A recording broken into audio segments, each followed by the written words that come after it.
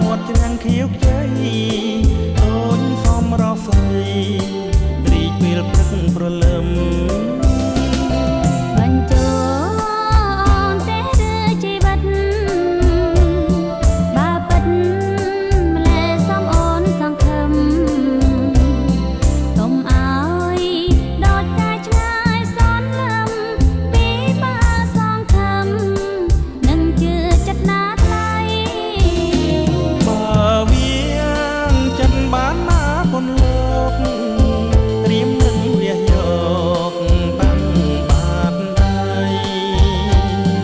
បង្ហាញឲ្យអូនអសង្ស័យអោប្រថ្លៃស្រីជឿចិនបងហើយ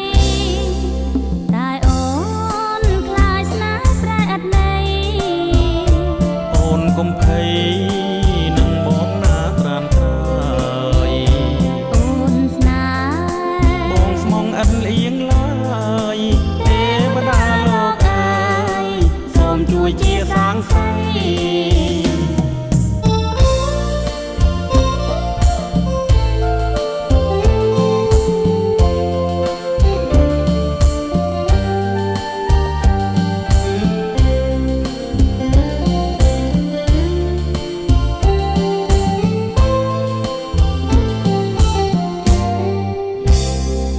យើងជីង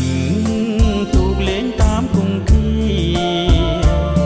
នាំគ្នាគយគុណសំព្រឹកព្រៃដងហាតាមមាត់ច្រាំងខៀវខ្ចីដូចសមរស់ស្រីរីកពេលព្រឹកព្រលឹមបញ្ចូល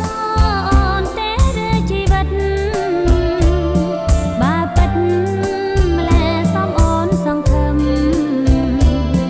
កុំឲ្យដូចកាយឆ្ងាយសន់លឹមពីបើសងខឹមនឹងជឿចិត្តណាថ្លៃបើវាចិត្តបានណាប៉ុនលោកត្រៀមនឹងវះយកបាំងបាតដៃបង្ហាញឲ្យអូនអសង្ស័យអោប្រថ្លៃស្រីជឿចិនបងហើយតែអូនខ្លាចស្នេហ៍ប្រែឥតន័យអូនកុំភ័យនឹងបងណាត្រានត្រើយអូនស្នេហ៍បងស្មងឥតលៀងឡើយទេវតាលោកអើយសូមជួយជាសាងសីទេវតាលោកអើយសូមជួយជាសាងសី